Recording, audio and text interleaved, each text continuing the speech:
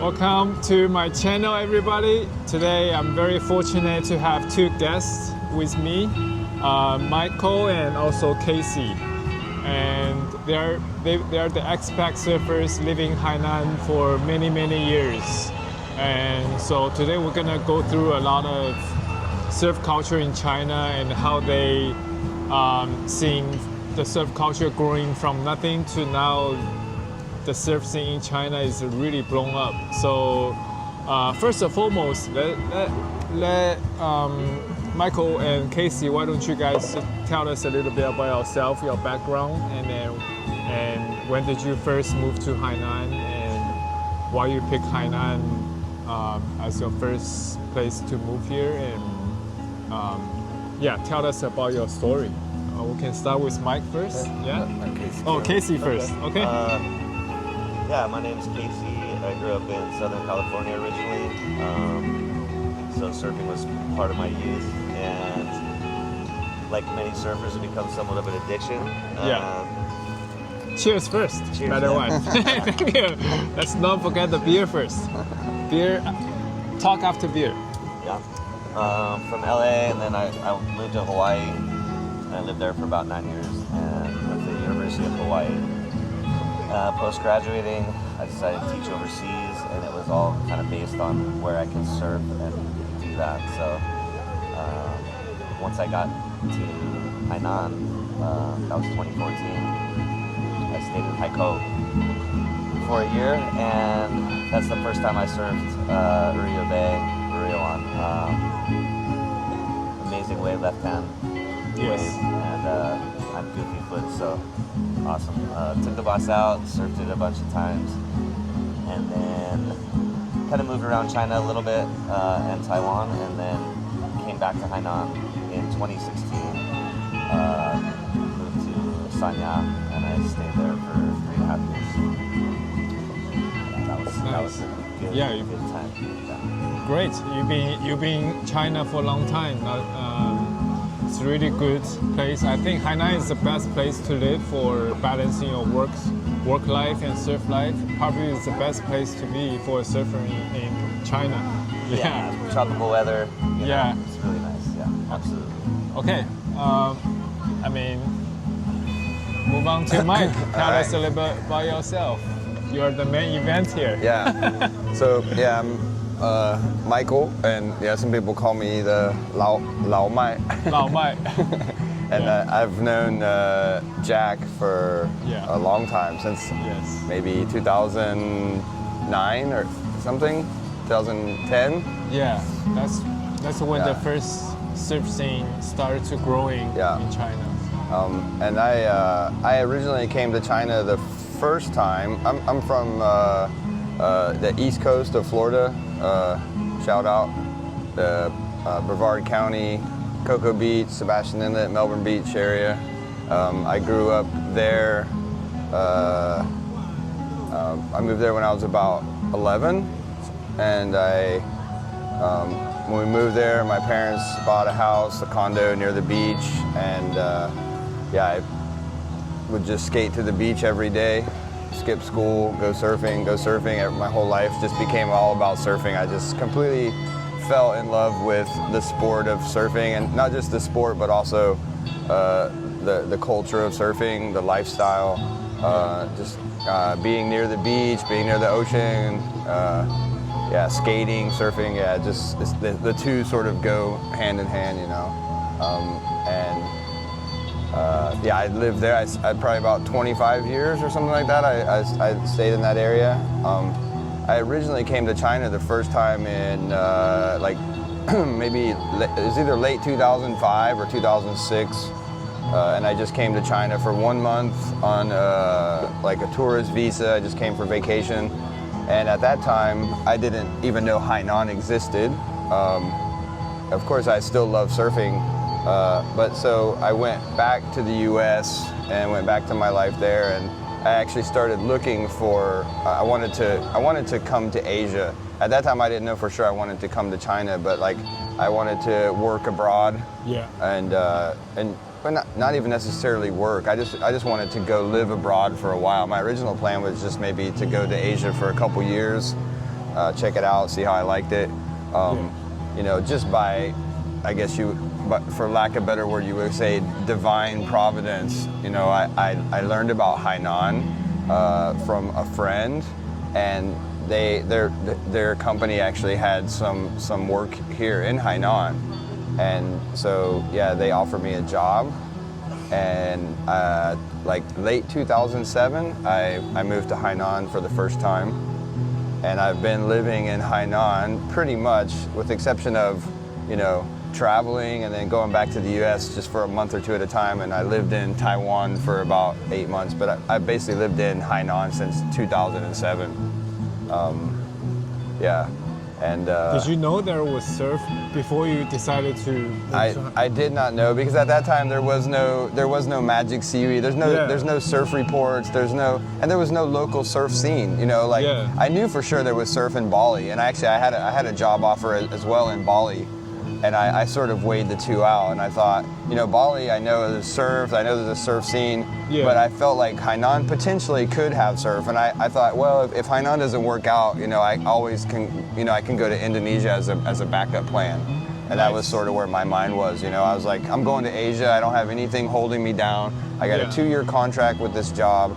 If I really like Hainan, I can stay. If I don't, I can go somewhere else, or I just go back to the U.S.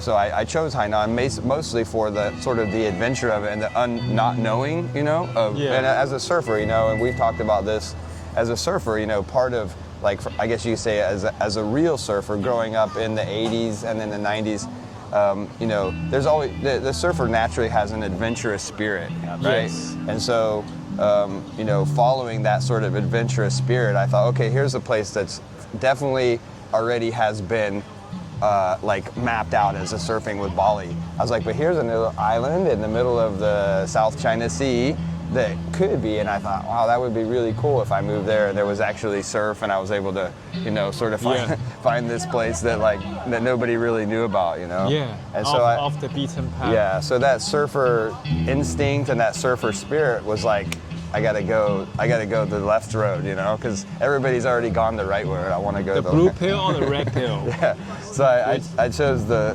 left road, and I ended up in Hainan. The rabbit hole. Yeah, the rabbit hole of Hainan. For sure. And I'm 18 years, man. 18 years. I've been stuck I've been not stuck, but like I've been traveling in the rabbit hole for 18 years. Yeah. So yeah, it's been a great adventure, man. Yeah. So, but I mean, 18 years, you've seen growing from nothing, like at the beginning, what was like the Chinese surf scene at the beginning? I mean, there's a small crew, but what was it like in the beginning, and then what happened is how do you like how is it growing on the path right now, or what's your opinion about everything, the surf scene in China? Okay. Yeah, two-part question. For sure, the first part, the original scene in Hainan was when I first came to Hainan, I moved to Haikou. That was where my job base was out of Haikou. And when I got here, I was like, at that time, like the internet was still pretty new. I mean, right? So it's pretty old school, right? Like, I mean, I was like always searching. This is like no smartphone, so I'm like on my computer, like trying to find information about surfing in Hainan. And I came across a website that was actually, that had just started in like 2000, early 2007 or 2006, late 2006, and it was for surfing in Hainan. And it was another expat no, that was Brendan. Yeah. And he's also a Native American, not Native, not Indian, but like my doppelganger. Yeah, his twin. And so I came across his, I don't remember if it was a What's website. What's up with American conquering all the surf spots in the world, man? What the heck? Yeah, I think same, like Americans and Australians, especially the surfers, they just, like I said, it's just that having that adventurous spirit, you know what I mean? Yes, definitely. Right, there's a coastline if it's an island, and there's not too many obstructions. There's always some potential. Yeah. So I called Brendan, I think I maybe had a phone number on the website or something. And at that time, because he was originally in Haikou, and he had just moved to Sanya. Mm-hmm. And But before he had moved to Sanya, he had worked a brief period with a Japanese guy that had a surfboard, like a manufacturing warehouse in Haikou. And so he's like, hey, I can give you this guy's number. And he was helpful to me, like when I first came to Hainan, because, you know, he didn't really know his way around either. So he met up with this guy, Hiroshi. But they had since, you know, Brendan had moved to Sanya. Hiroshi was still in Haikou. So he gave me Hiroshi's number. And I called Hiroshi, and, you know, he invited me to come over to his warehouse at his factory. So I went over there and met him. He's got a Chinese wife from Beijing, and then we really hit it off. Like, you know, we both kind of grew up. He's a little bit older than me, but we both grew up in the 80s era of surfing and stuff. So we had sort of that kindred surfing spirit, you know. Yeah. And obviously he's an adventurer too, because he left Japan to come down to Hainan to open a surfboard warehouse, you know, like a shaping room, and he also was bringing tourists down, Japanese tourists down during the winter monsoon season. And so I met with Hiroshi, and then that was sort of the first people I met in the Hainan surfing scene. And then maybe after my 2-year contract was up, I straight away moved to Sanya. And during that 2 years, of course, I was driving all around in Hainan, like Wenchang and the Wanning and all this, and I started meeting other expats around the way, you know, that were also, you know, staying here, some short term and some long term. And then after, they were all living in Dadonghai. And so, like, as soon as my contract finished, I was like, boom, down to Sanya, because that was obviously where the beginning of the surf scene was happening. Yeah. Right? The Haikou, there was no surf scene. At Wanning, there was also no surf scene, only in the winter with like some Japanese tourists and some expats and stuff. No really Chinese surfers at all in the Wanning area at that time. But there was a few Chinese surfers, and just starting to beginning like a little surfing community in Dadonghai in Sanya. And so I was like, oh, I gotta be there with those guys, and you know, and we can, you know, go surfing and just sort of live life and explore the island and stuff like that. And so that's what we did. Yeah.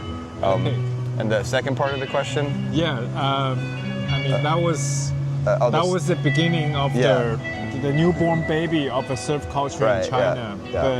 And how do you like? What do you think about the direction it's growing right now? The direction, how the baby now is definitely in its adolescence. I mean, it's teenager years. Yeah. Probably a teenager baby in China. What do you think? I mean, the surf scene as a teenager boy, this little boy, the direction is going. Do you like it or do you hate it? What's your opinion? Yeah, so it's not, for me, like no question like that is so very easy. Oh, I like it, or oh, I hate it. There's a lot of different intricacies about that, you know. Yeah. The development was really slow from like 2007 to basically 2017. Yeah. There was some growth and some progression. You know, with the ASP and the WSL doing the international contests here. Yeah, that was ASP before. Yeah, and then the WSL. The ASP years. They sort of tried to like, you know, by doing that contest and stuff. I think they were going to explore new places, right? Yeah. And they were trying to. They were trying to promote surfing to a degree in culture, and hopefully, I mean, China's a massive market for any industry, right? You know what I mean? Like every industry, when they look at China and they go, oh, how many billion people, and now they have a middle class economy, and they have a growing economy, and everybody's just like, you know, Liu Koushui, right? Oh, China, we can make money, you know? Yeah. And Chinese can travel more. Yeah. So I mean, the development has been slow in the beginning, but since 2017, it really, after they initiated after they announced that surfing was going to be in the Olympics, and they initiated, you know, the national surf team sort of. And then at that same time, there was like the summer surf camp thing that was promoted through Shaka and everything in Ria Bay. After that point, from 2017 till now, the surfing has just exploded. Like, and when you talk about, you were saying before, it's grown a lot. Like, that's the main time frame, right? You can look back and see from 2017 to right now, 2024, the end of 2024. there was a massive, like between like the coronavirus and people not being able to leave the country and stuff like that, and they were looking at, oh, we want to go somewhere on vacation that's like different than where we live in the big city or whatever, and then everybody just like flocked to Hainan, right? Yeah. And then the surfing, the national, like the Chinese, like local surfing scene just you know, 爆炸的, right? Yeah. Speaking of that, I mean, your background in China, these 18 years, working for the professional surfing team has been a big part of your experience as well. So, I mean, you worked in the competitive surf scene as well. In the beginning, you were like a free spirit surfer, but once the China team formed the national team, you became the head coach. So, yeah, tell us about this experience from being an expat surfer, free surfer, to really helping the local Hainan team to helping the kids. I mean, and that must be a crazy experience. Yeah. I mean, yeah, for all these years. Yeah, it's been pretty intense. I mean, my first 10 years in China, I was just a beach bum basically. I mean, I did work, but before I came to China, I had 2 businesses. I had sold my business. I had some savings. I didn't live an extravagant lifestyle in China. You know, I did a little bit of side work here and there. I taught some English, maybe gave some surf lessons, and I enjoyed that. And I'm for sure like just enjoyed that very relaxed lifestyle that I had here in China. And yeah, I'm very much like I wouldn't say soul surfer, but I'm definitely like a purist of the sport, right? I'm not really, myself personally, I've never really been into contests, but as far as like, but I enjoy watching competitive surfing. Like I grew up watching competitive surfing in the 80s and the 90s and the 2000s. I mean, I've watched, pretty much, all the top level contests, since I was a kid, right? Yeah. So I mean, I have an understanding about the point scoring, just what the maneuvers and stuff, the basic mechanics of surfing and stuff like that. I have a pretty good understanding because I had already been doing it for 20, 30 years, and so when they came and asked me if I was interested to coach the national team, I mean, for me it was a no-brainer, right? It was like. And it was best job in the world. Yeah, I mean, because I've already been living and surfing here, and I already know the whole island. I know all the swell direction and tides.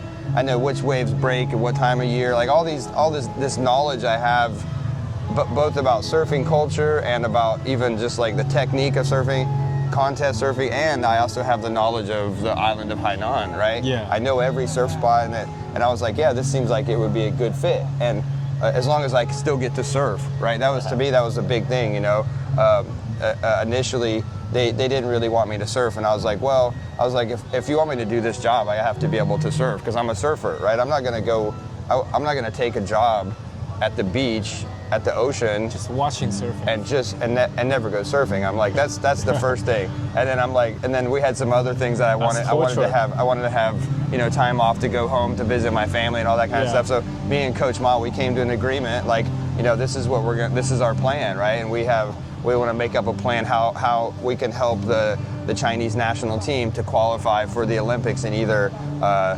2020, 2024, or 2028, or all 3. Obviously, at that time, 2020 was not an option really because it was already too late. But 2024 was potential, And I mean, just recently, like one Chinese girl qualified for the Olympics. So that was like when I first came here. That was our goal. Like, they wanted me to. And at that time, I primarily coached Hainan team, but I also helped with other provinces with their coaches and with their leadership and stuff like that. We'd have meetings, and I would, because Mr. Ma didn't. He's the leader of the Hainan team, but he's not. His goal was. He had a bigger vision other than just Hainan. His goal and his vision was to see the progression of surfing overall as a whole in China, the development of the culture and everything that goes along with that. I mean, he's government people, and they have their own goals, which is obviously making it to the qualifying for the Olympics. But along with that, he brought me in someone that's grown up and in the roots of surfing and the culture to help bring that aspect of it. You know? Yeah. Do you think And- it kind of clash each other because surfing is a free spirit sport, but on the other hand, you're like teaching the kids how to get medals. Surfing was kind of like an art. It wasn't really like diving or some competitive sports. Kind of like just doing for fun. But how do you really train the kids to have the right motivation to? Because does this? Are these kids, do they really like surfing? They probably will force surfing. Yeah. I mean, Don't you think so? Yeah. This Chinese style, you know. Yeah, to train. Yeah, I mean, for sure there was some clash. There was some clash, definitely. Yeah. I mean, when you have this sort of like, barefoot, feet in the sand, bikini and board shorts and that type of the mentality, laid back island lifestyle, and then you have a government entity that they have a certain agenda, and they have mile markers. They have things that they have to achieve and stuff like that. And they have they have the Chinese training system. They have their own particular style of training and stuff like that. So yeah, but there was some clash. But Mr. Ma actually was really, really flexible, in the early years, and we were able to work and to mesh things together. And I feel like the main thing what I brought to the kids, and for me at the end of the day, the most important thing is the athletes, right? And they're enjoying themselves. They're learning about surfing. They're learning about the culture. They're excited about surfing, right? Yeah. And they have fun while they're doing it. And yeah, there's pressure from them to perform well and stuff like that. So from the government side, yeah, I think they applied a lot of the pressure, and then I tried to, I applied pressure too, but I also tried to, infuse some enjoyment and I wanted them to love the sport, right? Yeah. And to be passionate about it. So like I am. So I felt like by me sharing my passion about the surfing, that would help to give them enthusiasm and passion about it, right? Yeah, that makes the best teacher. Right. Someone who has a passion for what they're doing, whatever subject it may be. Yeah, and if it's been proven over and over and over again. If if somebody is passionate about whatever it is that they pursue, if you're passionate about making money and you apply yourself, that's what you can excel at that, right? Like anything that you apply yourself to or you're passionate about, be it running your own business or pursuing the surfing lifestyle, or if you play tennis or whatever these things. If you pursue something with passion, right? Even if you don't excel at it, but you like what you're doing, right? So it's still a win-win, And if your goal is to win medals, but you maybe don't win medals, but you're passionate still about what you're doing. So it's not a lost cause, right? The end result is I still found this thing in my life that makes me fulfilled and I enjoy it, right? So at the end of the day, fun, right? Positive, great community. Cheers to Mr. Ma. He passed away, by the way. Mr. Mr. Ma was a great leader. Yeah. Brought out the. He was the tip Chinese, of the spear, for the surfing expansion of the surfing culture. He was the founding father of competitive surfing in China. Yeah, absolutely. Basically. Yeah. On the national level, he was for sure 100%. Yeah. But it was so bad he didn't get to see the girl got qualified at the Olympic in Chopu. In the future we're definitely gonna see a lot of competitive surfer in China, competing at an international stage. I'm pretty sure qualification is just the first step. I think they're gonna get a lot of training. I don't know.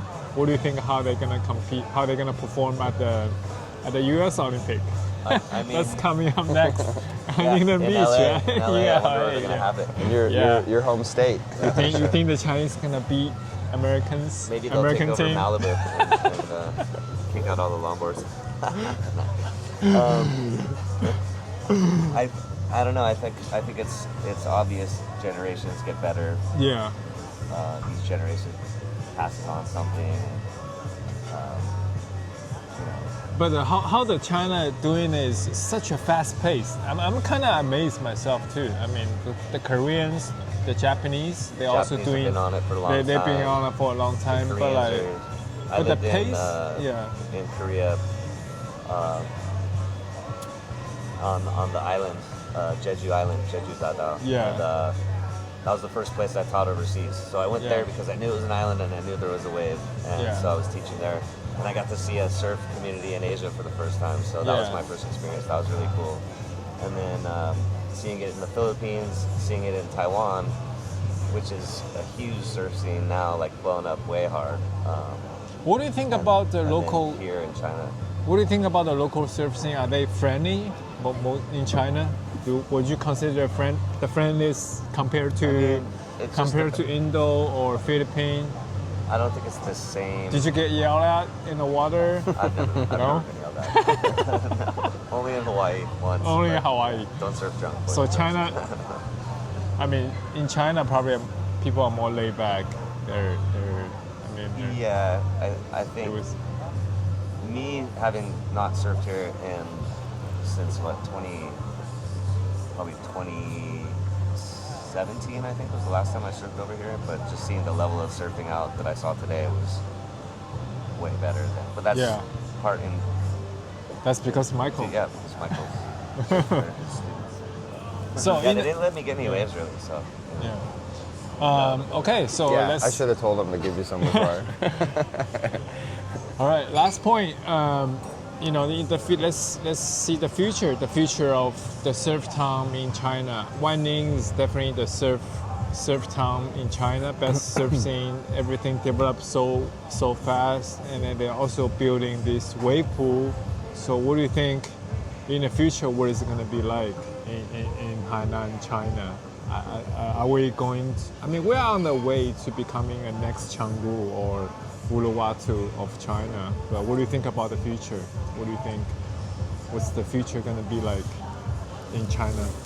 With the wave pool, everything so crazy, yeah? There's a huge wave pool just right next to the main break of Ruyue Bay. And there's huge development. And are we really going to attract international crowds, international tourists to come here for surf trips? Or it's just like mostly localized? I can just touch on it real quick, what my opinion is, and then I feel like the future of the development of China and the surfing in China is most certain, right? It's most certain. It's going to continue to grow, absolutely. Yeah. I would say, I would venture to say, yeah, the majority of it is going to be the local Chinese people, because local market. yeah, because you have, there's such a huge population in China, you know. Yeah. With Hainan opening as a like an international visa free 70 countries like visa a free trading international trade port or whatever.